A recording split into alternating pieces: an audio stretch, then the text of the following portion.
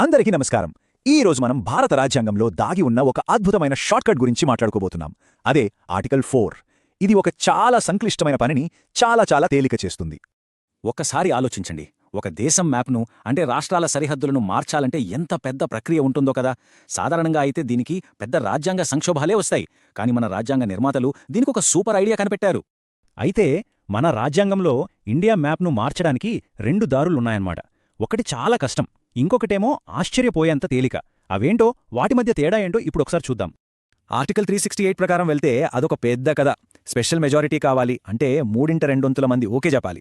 అంతేకాదు, దేశంలో సగం రాష్ట్రాలు కూడా ఒప్పుకోవాలి. అమ్మో, చాలా టైం పడుతుంది, చాలా కష్టం. కానీ ఆర్టికల్ 4 రూట్ చాలా సింపుల్. జస్ట్ సింపుల్ మెజారిటీ అంటే వచ్చిన వాళ్లలో సగం కన్నా ఎక్కువ మంది సరే అంటే చాలు, పనైపోతుంది. చూసారా ఎంత తేడానో? సరే, ఇంతకీ ఆ షార్ట్కట్ ఏంటి?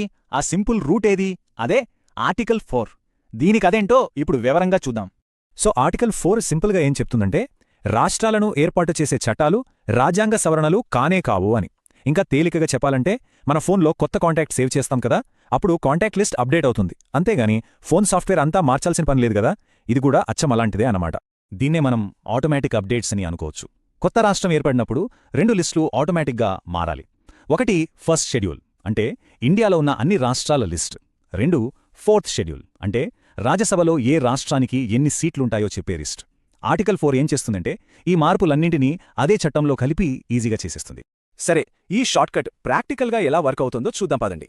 ఈ టేబుల్ చూస్తే మనకు మొత్తం సిస్టమ్ అర్థమైపోతుంది. చూడండి, ఆర్టికల్ 1 ఇండియా అంటే ఏంటో చెప్తుంది.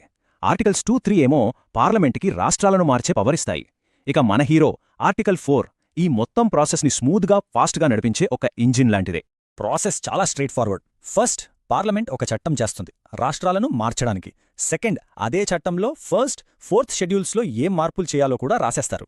థర్డ్, ఆ చట్టాన్ని సింపుల్ మెజారిటీతో పాస్ చేస్తారు. అంతే, దేశపటం మారిపోతుంది. దీనికి ఆ పెద్ద కాంప్లికేటెడ్ ఆర్టికల్ 368తో అస్సలు పనే లేదు. ఇదంతా మనం పుస్తకాల్లో చదువుకునేదే కాదు. నిజ జీవితంలో ఆర్టికల్ 4 ఎంత పవర్ఫుల్లో చూపించడానికి కొన్ని మంచి ఎగ్జాంపుల్స్ ఉన్నాయి. అవేంటో చూద్దాం. దీనికి బెస్ట్ ఎగ్జాంపుల్ మనందరికీ తెలిసిందే, 2014లో తెలంగాణ రాష్ట్ర ఏర్పాటు. ఆంధ్రప్రదేశ్ పునర్వ్యవస్థీకరణ చట్టం 2014. ఇది జస్ట్ ఒక సాధారణ చట్టం.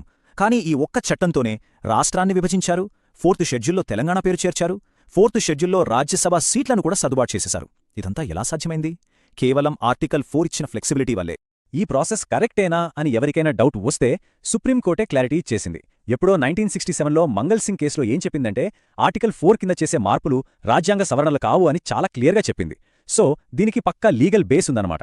అసలు మన రాజ్యాంగంలో ఇంత ఫ్లెక్సిబిలిటీ ఉండటం దేశానికి ఎందుకంత ముఖ్యం? దీనివల్ల పెద్ద ఉపయోగమేంటి? ఆర్టికల్ 4 చాలా ముఖ్యం. ఎందుకంటే ఇది దేశ సరిహద్దులను అవసరానికి తగ్గట్టు మార్చుకోవడానికి వీలు కల్పిస్తుంది. దీనివల్ల మన ఫెడరల్ స్ట్రక్చర్ రాయిలా గట్టిగా కాకుండా ఫ్లెక్సిబుల్గా ఉంటుంది. ఇది ఇండియా అవినాశనమైన యూనియన్ అనే కాన్సెప్ట్కు బలాన్నిస్తుంది. మనం గుర్తుంచుకోవాల్సిన మెయిన్ పాయింట్ ఏంటంటే, ఇది సాధారణ చట్టం, రాజ్యాంగ సవరణ కాదు. అయితే ఈ పవర్ అన్లిమిటెడ్ ఏమీ కాదు. పార్లమెంటు ఈ అధికారాన్ని ఉపయోగించి రాజ్యాంగం యొక్క బేసిక్ స్ట్రక్చర్ని మార్చడానికి లేదు. అలాగే ఇలాంటి చట్టాలను కోర్టులు ఎప్పుడైనా సమీక్షించవచ్చు. అంటే ఇదొక పవర్ఫుల్ టూల్, కానీ కొన్ని కండిషన్స్తో వస్తుందన్నమాట.